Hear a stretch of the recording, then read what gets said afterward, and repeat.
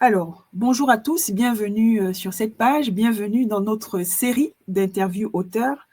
Et aujourd'hui, j'ai le plaisir immense de recevoir une grande dame, une dame de foi que j'ai rencontrée de manière assez particulière. C'était au tout début de l'année, lors d'un salon, d'une conférence en fait, organisée par la coach Ingrid Tange. C'était précisément le 4 janvier. Et à l'issue de cet échange, j'ai eu le plaisir de rencontrer pasteur Kitty Isabelle, qui m'a gracieusement offert un livre qui venait d'une impulsion qu'elle a eue en se connectant à moi. Et forte de cela, je me suis dit, mais pourquoi ne pas la faire passer sur ma chaîne pour que vous découvriez finalement la richesse de ce livre qu'elle propose. Aujourd'hui, donc, on a le plaisir de recevoir une dame très occupée, une dame de foi, mais qui parle d'un sujet universel qui concerne tout le monde. Pasteur Kitty, je te laisse te présenter auprès des intervenants sur cette page qui vont te découvrir. Merci beaucoup, Denise, pour cette invitation. Merci. Je suis reconnaissante pour cette connexion, effectivement, à l'événement d'Ingrid et de toutes les bien-aimés qui ont organisé cette conférence avec elle. Merci beaucoup pour la connexion. Je suis effectivement pasteur, coach Isabelle Kitty. Je suis épouse du pasteur Timothée Kitty. Mais avant toute chose, j'ai envie de dire, je kiffe Jésus. Je le dis haut fort. Amen. Je suis une amoureuse de Christ. J'aime Dieu de tout mon cœur. Jésus a transformé ma vie. Je suis passée de la boue à une personne qui a un avenir rempli d'espérance et qui vit un présent glorieux. Et c'est uniquement grâce à Dieu, parce que mon passé fut très, très chaotique. Le Seigneur m'a accordé sa grâce d'être entrepreneur. Je suis entrepreneur et j'entreprends dans différentes activités. Mais même avant de parler de l'entrepreneuriat, ce que je peux déjà dire, c'est que je suis épouse et je suis mère. Je suis mère et grand-mère. Je suis une jeune grand-mère. Merci. J'ai eu un premier petit-fils l'année dernière, par la grâce de Dieu, qui se porte très bien, qui est le rayon de soleil de notre famille. Et l'entrepreneuriat, c'est quelque chose que j'ai commencé comme une belle aventure. Je n'ai jamais rêvé, souhaité, désiré, voulu être entrepreneur. Et l'entrepreneuriat est venu à moi parce que Dieu aime prendre les choses viles, et je dirais les personnes sans importance aux yeux des hommes, et démontrer à travers ces personnes que notre capacité nous vient de lui. Donc, je suis le fruit, j'ai envie de dire, de la volonté de Dieu dans le domaine de l'entrepreneuriat. Et notre première activité entrepreneuriale, c'est de l'huile de coco, Isa Coco. Je n'ai pas un pot à côté, je n'ai pas du tout pensé en prendre un, mais je pense que peut-être que tu auras l'occasion de mettre une photo dans la vidéo. Voilà, c'est l'huile de coco, c'est une belle histoire d'amour, une belle histoire de partage, parce que l'huile de coco est venue par cette idée, en fait, est venue par un échange, comme je dis souvent, banal avec mon époux, parce que la peau noire, elle est très, très, très sèche. Et j'ai recherché dans le commerce un produit pour hydrater mon corps et mes cheveux en profondeur. Et je n'avais vraiment pas trouvé encore. Et lorsqu'on échangeait, il m'a dit, ma maman faisait de l'huile de coco lorsque j'étais petit. Et je lui dis alors, est-ce que tu sais la faire? Il me dit, ah, mais non chérie, je ne sais pas la faire. Et je lui dis, mais est-ce que tu connais au moins les étapes? Il dit, ah oui, je les connais bien. Il était en fait le Benjamin d'une famille de 4 enfants et il était très très proche de sa maman, dont il voyait sa maman faire l'huile de coco. Et on a juste essayé et ça a été juste waouh. Voilà, et il faut faire plein d'huile de coco aux personnes. Et c'est les personnes qui nous ont encouragé à la vendre. Et au début, on disait non, on n'est pas des commerçants. Et les personnes ont tellement insisté. À un moment donné, ils disaient non, on ne veut plus votre huile là, que vous donnez gratuitement, on veut l'acheter. commencé. Ça a été notre première activité entrepreneuriale en couple. Je parle beaucoup de l'entrepreneuriat en couple. On a pu découvrir, je dirais, de belles facettes de nous. On a pu relever beaucoup de défis également ensemble. Parce que l'entrepreneuriat en couple, c'est quelque chose de très puissant.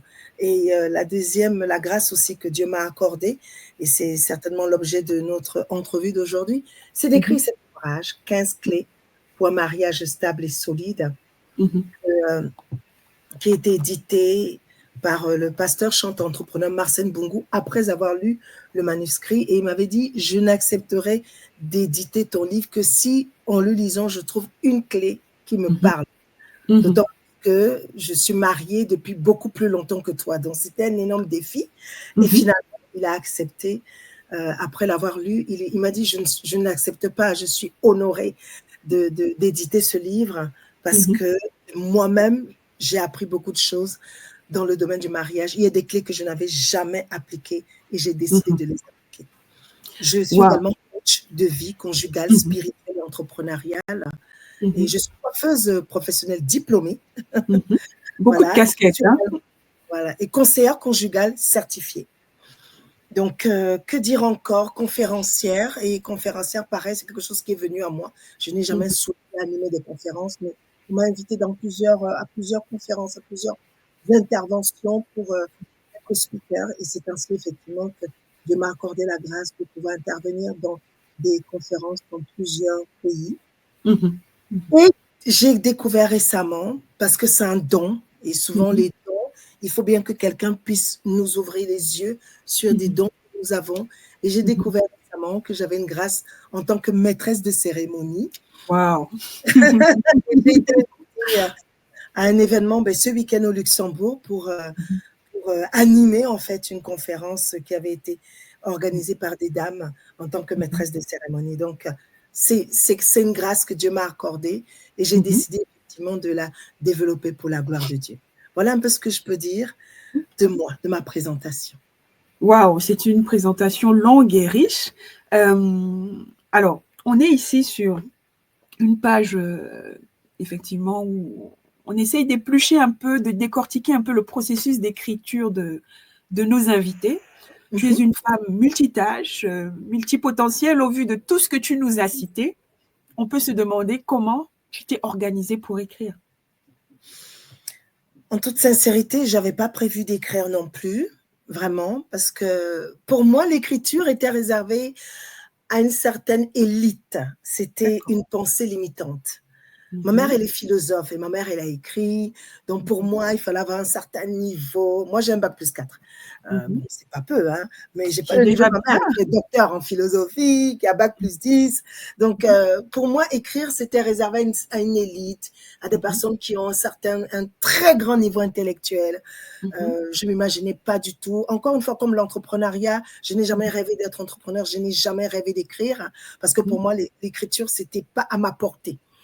Et c'est la raison pour laquelle, d'ailleurs, je me souviens, lorsque j'ai écrit ce livre, je sortais de 20 ans de travail comme conseillère clientèle, au moment où Dieu me dit de quitter ce travail pour aller le servir. Et je lui dis: mais comment tu veux que je te serve? Je te sers déjà, je suis pasteur, j'organise le salon du savoir-faire des chrétiens entrepreneurs, mais je fais pas mal d'activités pour toi. Qu'est-ce que tu veux que je fasse de plus? Et Dieu me dit: oui, il faut que tu quittes parce que je veux maintenant que tu fasses autre chose. Ok, c'est quoi ce autre chose? Seulement, Dieu a attendu que je parte avant de me dire: voilà ce que tu fais. Un peu comme il a dit à Abraham de quitter.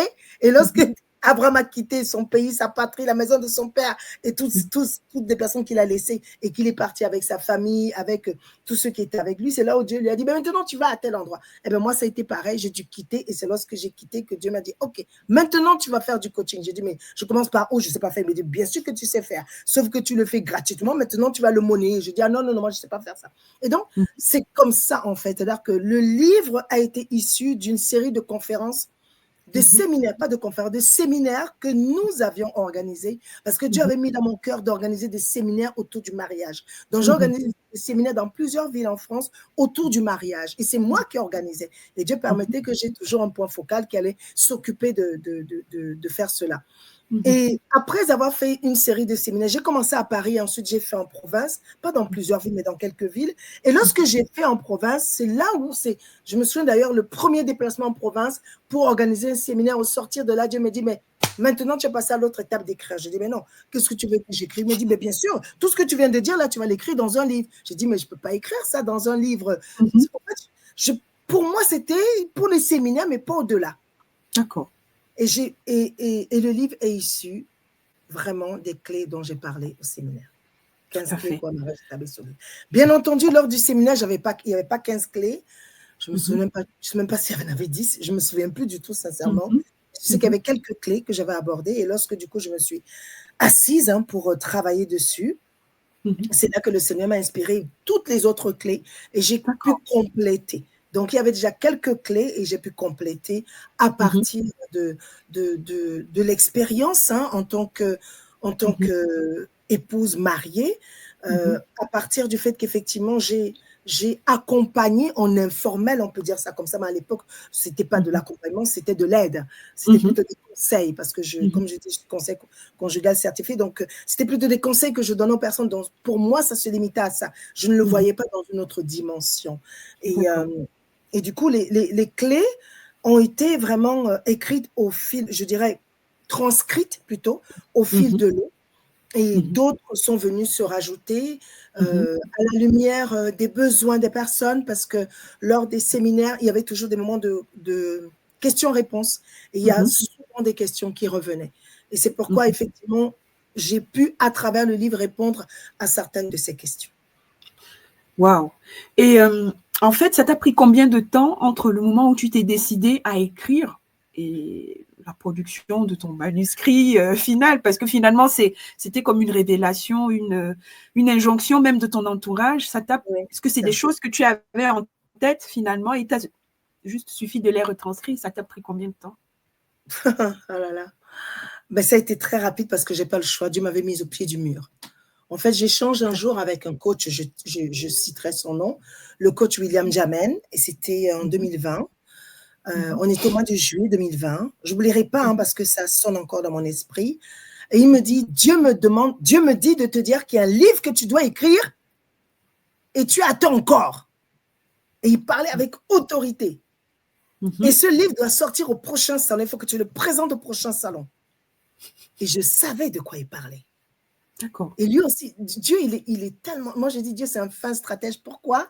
Parce qu'en fait, il sait qu'il a écrit des livres sur le mariage. Et Dieu m'amène, en fait, j'échange avec lui. On parlait d'un autre sujet. On parlait de notre sujet. Et lui, il me parle du livre. Or, ça n'avait rien à voir avec le sujet de notre conversation. Et comme il est coach, mais en même temps, il est homme de Dieu, et ça a été très clair. C'était un ordre de Dieu. Effectivement, je n'avais pas le choix que de me dépêcher. Donc, on parle en juillet. En août, je devais me rendre au Cameroun. C'est mon pays d'origine pour les obsèques officielles de mon père qui était décédé du Covid. Il était décédé le 22 mai et il a été enterré, mais il fallait faire les obsèques officielles parce que c'est comme ça, étant donné qu'il était chef coutumier. Et il fallait également introniser son successeur qui est mon frère. Donc, la cérémonie se passe au mois d'août et je passais un mois au Cameroun au mois d'août. Donc, je regarde, quand je parle avec lui, on est en juillet, je regarde le mois d'août, je ne suis pas en France. Donc, pour moi, c'est juste impossible de le faire. Mais c'est impossible. Et je lui dis, écoute, coach William, avec tout le respect et l'amour que j'ai pour toi, c'est impossible de sortir ce livre pour, je pense que c'était entre le 4, le 5 ou le 6 octobre. C'est là où avait lieu le salon. En tout cas, le premier week-end du mois d'octobre de 2020. Je lui dis, c'est pas possible. D'accord. Et il insiste en me disant, ce n'est pas moi. D'ailleurs, je ne savais même pas que Dieu t'avait demandé d'écrire un livre. C'est Dieu qui te demande de le faire. Donc maintenant, à toi de décider, Pasteur Kitty. Tu peux décider de ne pas le faire, comme tu peux décider de le faire, mais Dieu m'a utilisé pour te parler en te disant, voilà, et il y a une deadline. Je lui ai dit, mais je ne peux pas recommencer. Il m'a dit, mais tu as besoin de quoi? J'ai dit, mais je ne sais même pas par où recommencer. Il m'a dit, mais Dieu me dit que tu as déjà la matière. J'ai dit, mais la matière, c'est quoi? Je n'ai pas la matière. Il m'a dit, si. Tu n'as pas fait des séminaires où tu parlais du mariage? J'ai dit, mais si, j'ai fait. Il m'a dit, mais voilà. Il faut juste prendre ça et puis le retranscrire. Ok, d'accord. Waouh. Sans méthode, sans structure. Oui, c'est comme ça que ça s'est fait. Vraiment. Wow. C'est incroyable parce qu'il y a des gens qui suivent des ateliers d'écriture pour arriver à produire. Et toi, tu as écrit d'un coup et ça montre aussi que l'expérience, parfois, donne l'inspiration pour écrire. Oui, amen, yes. C'est puissant ça. L'expérience donne... Ah tiens, je vais l'écrire. Ah, ça c'est Une parole de... une parole de elle révélation. Elle est sortie là comme ça, sans que je la prépare. L'expérience donne l'inspiration. Waouh. Tout à fait. Ah, c'est puissant. Je vais l'écrire, Denise. L'expérience donne l'inspiration. L'inspiration pour écrire. Mais pour faire... Wow. Mais comme toute chose, en fait, finalement. Je vais juste revenir, on va rentrer dans l'ouvrage rapidement. Oui. Dans la partie où tu évoques ton témoignage, ton histoire à toi, on ne va pas s'attarder parce que les personnes doivent découvrir par elles-mêmes les différentes clés. Mais quelque part, lorsque tu parles d'une relation avortée dans le passé, tu évoques le fait que l'incompatibilité de religion entre deux personnes peut, ou de foi, je ne sais pas comment l'interpréter, peut être la cause d'échec d'une union. Ne parlons pas forcément de mariage. Est-ce que c'est quelque chose sur lequel tu es toujours en phase? C'est un discours sur lequel tu es toujours en phase? Oui, c'est un discours sur lequel je suis même très en phase. Pourquoi? Moi, je suis chrétienne et je m'appuie, j'ai écrit ce livre en me basant sur la parole de Dieu. Parce que pour moi, la parole de Dieu est la vérité. Et donc, quelle que soit votre appartenance religieuse, pour moi, Dieu, ce n'est pas une religion. Et je le dis, et je l'assume. Dieu, c'est une relation. Wow. J'ai découvert une relation avec mon Créateur. Et cette relation avec mon Créateur m'a aidé à savoir qui je suis et quelle est la raison pour laquelle je suis sur cette terre.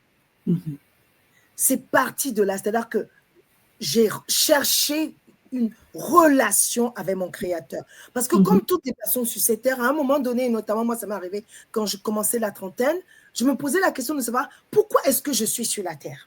C'était une question qui m'obsédait quasiment. Pourquoi est-ce que je suis sur la terre? Et en me posant la question de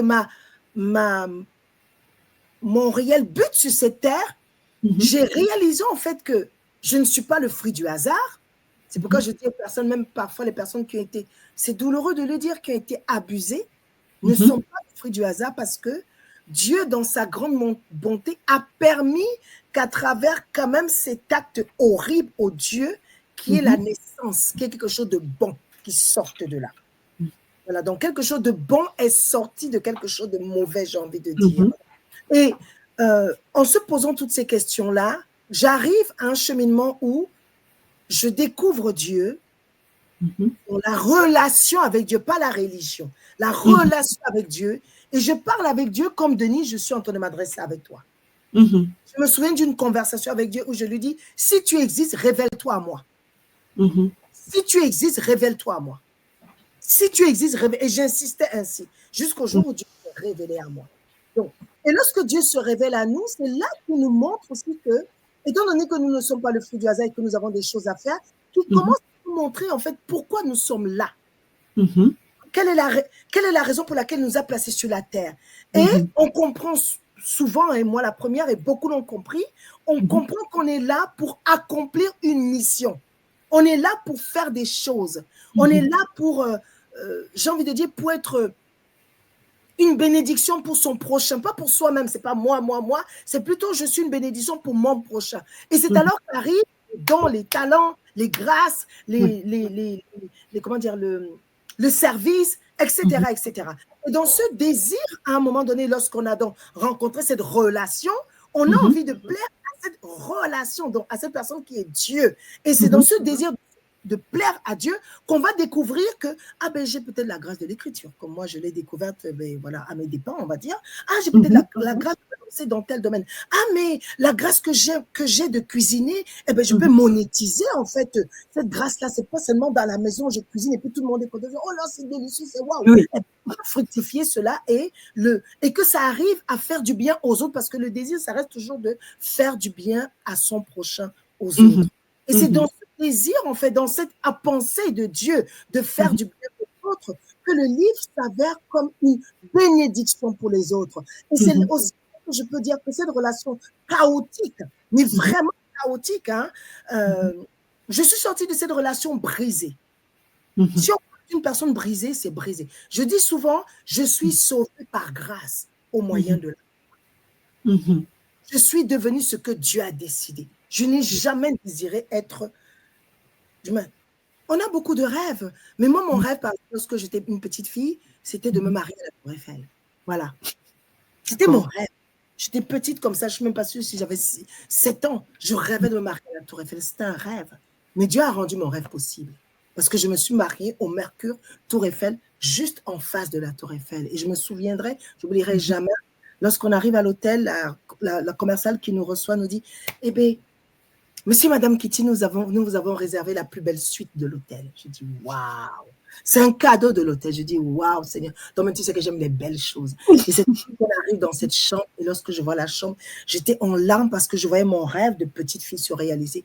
J'étais juste en face de la Tour Eiffel. C'est-à-dire, la Tour Eiffel était, j'ouvrais la fenêtre et je la voyais, je l'admirais. Je disais, c'est-à-dire qu'il ne faut pas sortir de nos rêves. Et cette histoire a été désastreuse. Et j'ai réalisé en fait que quand à travers la relation, encore une fois, la relation avec Dieu, pas la religion, la relation avec Dieu, la lumière que j'étais devenue en tant qu'enfant de Dieu ne pouvait plus cheminer avec les ténèbres, à savoir mes anciennes relations que j'avais eues, où effectivement ces personnes n'avaient pas de relation avec Dieu et on vivait comme ça, on vivait notre vie et puis voilà. D'accord. J'ai été battue. Tout à fait, je l'ai lu, oui.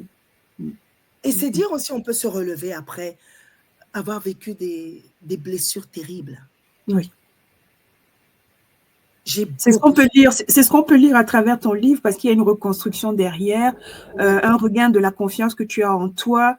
Et aujourd'hui, quand on te voit une femme qui s'affirme, une femme qui affronte, on a du mal à croire que tu as pu être blessée par la vie et tu as gardé à travers ta voix une extrême douceur qui est complètement l'opposé de ce que tu as pu vivre en termes de violence.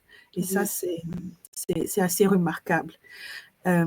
Est-ce que tu veux qu'on énonce quelques clés, mais pas toutes, à ceux qui vont nous écouter, parce que c'est un livre qui se lit vraiment d'une traite. Hein. Je l'ai lu, ça m'a pris 2 heures, mais je dois avouer que ce que j'en ai lu, j'ai senti l'expérience d'une femme qui a vécu et qui le dit avec une voix de maman, une voix de conseillère. Il y a une clé, on va dire, qui est assez répandue, la fameuse soumission de la femme, mais que tu conditionnes parce que tu dis que avant d'être soumise à son homme, l'homme lui-même doit avoir sa propre mission à laquelle la femme va adhérer. Est-ce que tu penses que la plupart des couples volent en éclats de nos jours parce qu'ils interprètent mal cette notion de soumission? Oui, j'en suis pleinement convaincue. Pourquoi? Parce qu'en fait, dans le mot soumission, il y a sous la mission. Sous la mission. Je vais aller dans cette clé. Soumission, il y a sous la première partie du mot, mission. La seconde partie du mot. Donc, la femme est sous la mission du mari. Encore faut-il que le mari connaisse sa mission. Exact. Et c'est là où souvent il y a des problèmes. Permets-moi de dire ça. C'est à ce niveau qu'il y a souvent de l'incompréhension. On ne sait pas qui on est, on ne connaît pas son rôle. Beaucoup de couples échouent parce que le mari connaît son rôle en tant que chef, mais pour lui, le chef, c'est celui qui impose. Or, le chef, c'est celui qui négocie. Le chef, c'est celui qui discute. Le chef, c'est celui qui échange. Le chef, c'est celui qui prend avis. Le chef, c'est celui qui fédère. Le chef, c'est celui qui amène les personnes à aller dans son sens, mais dans l'amour, dans la douceur, dans la bienveillance. C'est pas, paf, on fait comme ça et puis tu le fais, madame. Ce n'est pas ça la soumission. C'est la maltraitance. Permettez-moi de dire les choses telles qu'elles sont. Exact, exact. Hélas. Et justement, toujours dans cette mission de vie du couple, tu parles d'être en accord. Être en accord aussi bien dans la prière que dans tout, finalement. Est-ce que les couples qui ne sont pas en accord ont moins de chances de passer les épreuves difficiles? Ben oui, parce que, excusez-moi, moi je vais encore parler de la Bible. Je sais qu'on s'adresse à tout le monde, mais pour moi, Mhm, c'est le livre par excellence de la sagesse et de la connaissance. mhm, Amos 3, et c'est très pratique en plus, c'est très pratique. Deux mhm. personnes peuvent-elles marcher ensemble si elles ne se sont pas accordées? Est-ce qu'on peut réaliser un projet avec quelqu'un si on ne s'est pas accordé sur les termes du projet? Non. Mhm, Beaucoup se marient par émotion. Je l'ai aimé, paf, on a convolé en juste noces. Si on demande au monsieur, pourquoi tu as épousé cette femme? Quelle est votre mission de vie? Oh mhm, ben, je ne sais pas. Madame, ok, tu es laide de ce mari, donc tu l'aides à faire quoi? Je ne sais pas. Mais c'est mhm, là où le bas blesse. mhm, Quand moi, je suis rentrée dans le mariage, je savais pourquoi je rentrais dans le mariage. Bien mhm. entendu, Dieu ne m'avait pas tout dit. Oui. Heureusement, parce que s'il m'avait dit que j'allais passer par des défis tellement importants que je lui aurais dit, écoute, laisse-moi célibataire comme je suis là, c'est mieux comme ça. Avec mon fils qui est comme mon ami, mon fils, voilà, il était tout pour moi, après Dieu. Mhm, mhm, Mais en réalité, lorsqu'on rentre dans le mariage, moi j'ai envie de dire, il faut déjà se poser la question de pourquoi je me marie. mhm, Pourquoi je me marie? C'est la première question qu'il faut se poser. Et mhm, à partir de là, on va se rendre compte que les raisons qui nous poussent à aller vers le mariage ne sont pas toujours les bonnes. C'est la raison pour laquelle, lorsqu'on dit deux personnes peuvent être marcher ensemble sans si elles ne se sont pas accordées, oui, il faut s'accorder sur l'éducation des enfants, il faut s'accorder sur la manière de gérer l'argent, il faut s'accorder sur les relations qu'on va avoir les uns avec les autres, il faut s'accorder. Je connais des femmes aujourd'hui, pas plus tard que le week-end dernier où j'étais au Luxembourg, j'ai échangé avec des femmes qui disent « Mon mari m'étouffe, je n'arrive pas à exercer mon ministère, mon mari m'étouffe. » Ça, c'est la réalité de certaines personnes. mhm, mhm. Certainement, le gars, excusez-moi de dire, il manque de confiance. Il se dit, mes soeurs, elle va rencontrer des hommes et tout. Elle va peut-être penser avoir des idées, mais elle veut juste aller servir son Dieu. Point. Mhm. Ils ne sont pas à un Ah, accord c'est ça. sur Là, c'est un la manque de. manière de Voilà, il n'y a pas un gérer, projet. Mhm, voilà, de gérer, je dirais, l'appel mhm, de chacun. mhm, Je ne peux pas parler de ministère parce que ça fait un grand mot. L'appel de chacun. Et nous sommes tous appelés. Même toi, tu es appelé. Ce que tu fais là, c'est un appel. Hein? mhm, Inviter une personne qui va venir présenter un livre, parler de son parcours, donner peut-être des conseils, c'est un appel. C'est pas donné à tout le monde. Tout le monde peut faire comme toi. C'est une grâce, c'est un dépôt que tu as reçu de Dieu et tu le fais bien. Gloire à Dieu. D'ailleurs, que Dieu te bénisse et je te félicite par rapport Amen. à cela. Et Merci. que le Seigneur te lève dans cette grâce parce que c'est une grâce de faire ce que tu fais. Tu veux Mhm, amener. Le livre, c'est quoi? Le livre, c'est un trésor. Le livre mhm, amène la connaissance. Le livre fait mhm, sortir les personnes de l'ignorance. Le livre mhm, permet d'appliquer ce verset de la parole qui dit « Mon peuple est détruit parce qu'il manque la connaissance. » mhm. Tout à fait. Et à travers les livres, on est enrichi. À Mhm, travers les livres, notre entendement s'ouvre. Moi, la première, lorsque je lis les livres de mes contemporains, je me rends mhm, compte que mon entendement s'ouvre. J'apprends des choses. mhm, Et on ne peut pas mhm, se passer d'apprendre. On mhm, dit de 7 à 77 ans. Moi, je dirais de l'âge de la lecture, peut-être 5 ans pour certains, parfois 4 ans pour d'autres, mais mhm. jusqu'à ce qu'on Jusqu'à la se fin de sa vie. jusqu'à la fin de sa vie. Oui, l'accord est important. S'accorder, c'est important parce que ça Mhm, permet de bâtir quelque chose de solide. mhm, mhm. Très bien. Je ne vais pas aller du coup sur l'autre clé qui évoque la communication parce que dans l'accord, il y a aussi la notion de communication. Je laisserai Oui, c'est vrai. les personnes découvrir ce que tu en dis parce que c'est très, très important ce que tu dis sur la communication, mais on va laisser le suspense. On va directement finir avec le pardon, la Oui. clé du pardon. Le Mm. pardon, tu dis, le pardon est non négociable. Oui. Pour toi, c'est non négociable. Oui. Est-ce qu'il y a un genre d'offense dans un couple qu'on ne puisse pas pardonner? Pour moi, il n'y en a aucune. Même l'adultère peut être pardonné. D'ailleurs, Dieu nous dit quoi? Dieu dit, c'est à cause de l'endurcissement de vos cœurs que Moïse vous a prescrit cette loi. Mais moi, je vous dis, pardonnez. Par contre, là, je mets un bémol à une chose. Mhm, Si, que ce soit la femme ou l'homme, peu importe la personne qui a commis l'adultère, si c'est mhm, une fois, ça va. Mais si c'est une répétition, on rentre comment dire, dans un autre aspect qui n'est pas mhm, bon non plus, c'est que l'homme doit respecter la femme, et notamment la femme. Le commandement que Dieu a donné à la femme, c'est de respecter, d'être soumise et de respecter son mari. Le commandement que Dieu a donné à l'homme, c'est d'aimer sa femme comme son propre corps. mhm, D'ailleurs, il y a une autre parole qui dit, celui qui aime sa femme s'aime lui-même. Donc, on va pas comparer. Celui qui, comment dire, on appréciera l'amour qu'un homme a pour lui à la manière dont il aime sa femme. C'est très profond. Parfois, on a l'impression que Dieu a méprisé les femmes, mais en réalité, Dieu a donné beaucoup de pouvoir aux femmes. Et il a hissé les femmes très haut, parce qu'il dit, on va reconnaître l'amour de son mari à la manière dont il aime son épouse. Waouh! On pourrait t'écouter des heures, pasteur, parce que on sent une passion pour ce que tu écris, mais on sent aussi une passion pour ce que tu vis au quotidien, parce que ce que tu écris, c'est ta foi. Et c'est cette foi que tu nous livres à travers ce livre assez puissant. Il est tout petit comme ça, mais il est plein de richesses pour tout le monde, hein, y compris les célibataires finalement. On va juste peut-être terminer en disant où est-ce qu'on peut le trouver, ce livre. Est-ce que tu peux donner… Oui, on peut le trouver sur Amazon en Kindle, c'est la version digitale. Voilà, en Kindle. Et vous pouvez également vous le procurer. Alors, en Kindle, sur Amazon, il est, je crois, 9,90 €. Je mettrai le lien et les personnes pourront aller directement sur… Et en version papier, vous pouvez également l'obtenir en version papier. Il est à 25 € frais de port offerts. Très bien. Alors, est-ce que tu as une actualité à partager à ceux qui t'ont découvert sur cette page? Parce qu'on sent une femme passionnée qu'on aimerait bien suivre. Alors, quelle est ton actualité des prochains jours ou des prochains mois? Alors, mon actualité, dans quelques jours, le 15 février précisément, j'organise le Salon des connexions et des rencontres de destinée.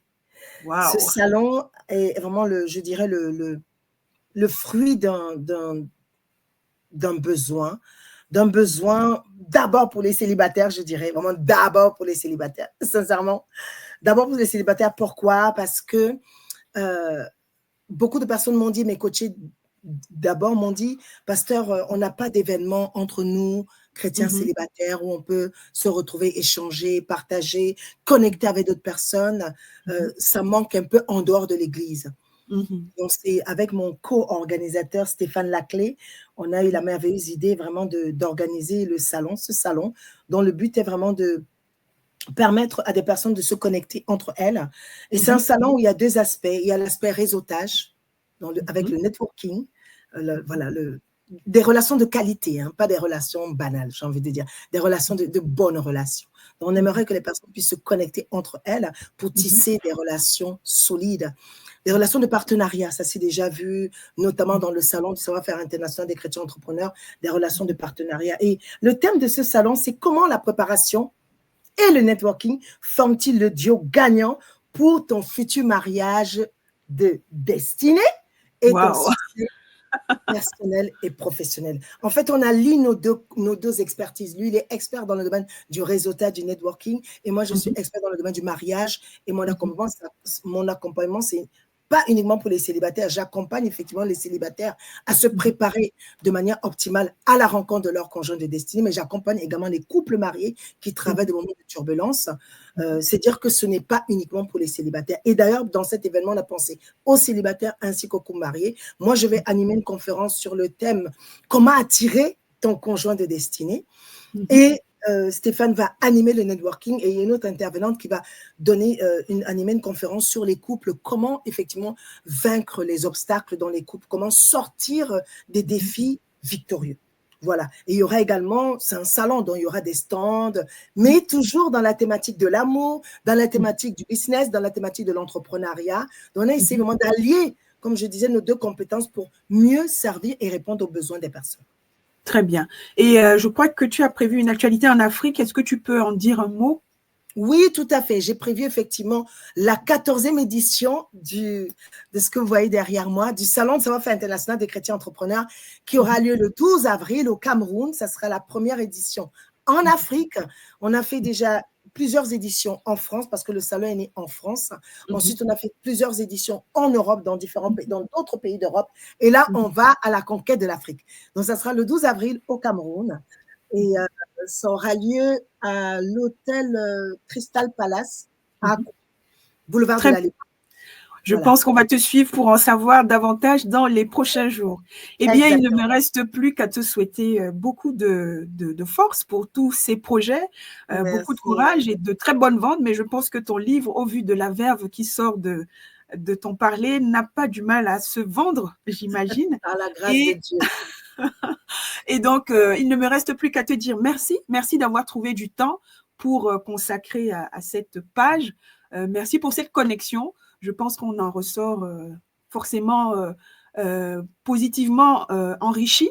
Moi, quand j'ai lu ton livre, je me suis dit un célibataire ou même une personne mariée, en fait, trouve là véritablement des clés pour toute relation. Alors, c'est une relation conjugale, mais ça peut être même une relation amicale, parce que toutes les clés que Oui, tu cites c'est vrai. s'appliquent aussi bien à une relation entre mère et enfant Oui, c'est vrai. qu'une relation avec des frères, etc., parce que la paix et l'amour doivent finalement être les seuls éléments qui nous permettent d'avancer dans la vie.